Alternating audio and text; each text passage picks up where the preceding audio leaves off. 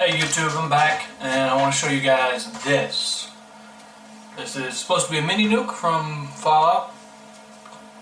I'm actually pretty proud of how this came out. There's some pretty glaring details wrong, like the fins. They're not supposed to go completely through. But overall, I'm real happy with how this came out. I did the design work myself, printed it, tons of sanding, painted, all that. So if you wanted to just see the final product, here it is. You know, even did some, what is that, patina, whatever it's called. Yeah, so the rest of this video probably won't appeal to many people.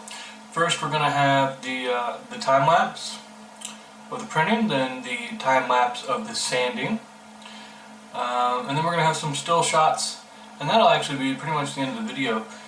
But I know from my own personal experience, a lot of times you just want to see the finished product. So here you guys go, finished product. If this is where you leave off, I hope you have a great day. Talk to you later, bye.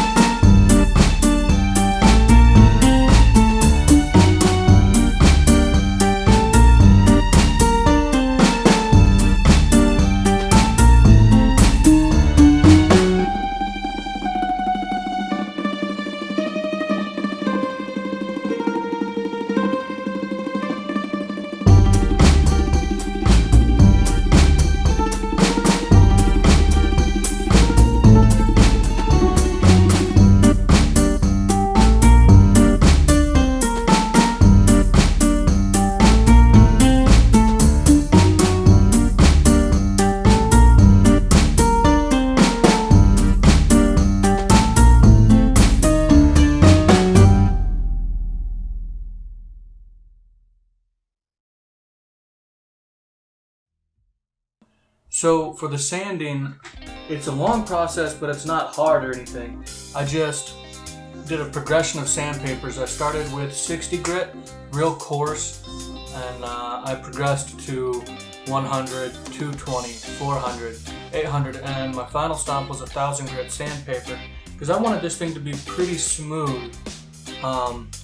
You know, steel doesn't have ridges like a 3D printed part does. So that's the goal there. It took a long time, and since school's out right now, I had plenty of it.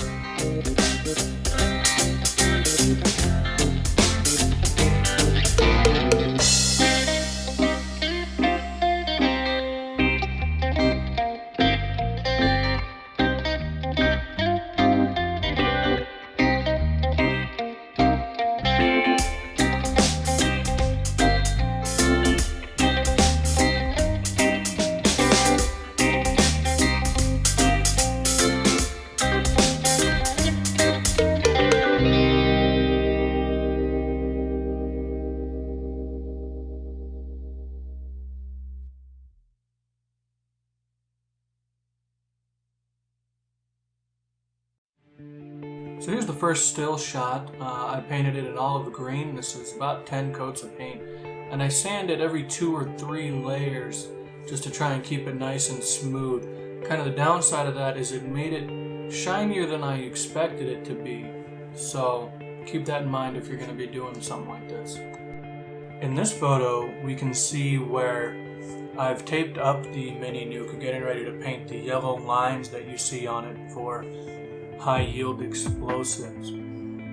If I were to do this again, I would use a higher quality tape that produced a sharper seal, because a lot of the yellow paint ended up going where I didn't want it to go, and now it has kind of a two-tone effect, which I end up liking because these are supposed to be old and beat up.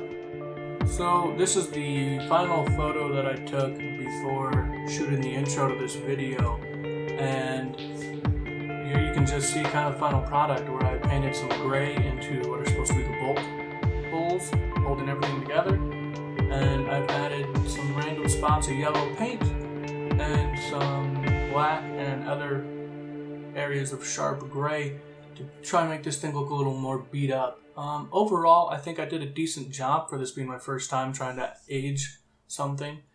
In the future, if I do anything like this again, I will be looking up tutorials to figure this out on my own. Hey, thanks for making it all the way to the end of the video. I'm actually real proud of how this turned out. It was a good learning process.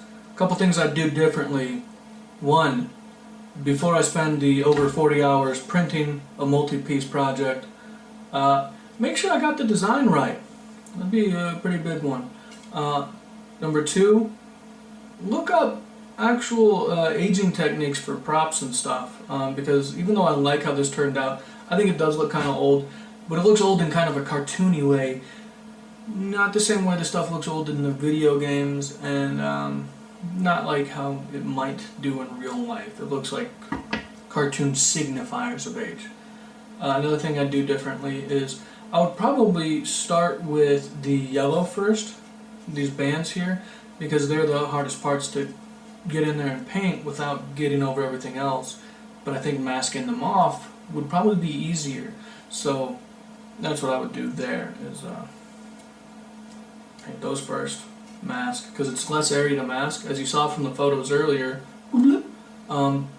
this whole thing was covered in tape and plastic in order to try and get the yellow bands, so I think that order was wrong. Anyway, hope you enjoyed. Over and out. Watch 6.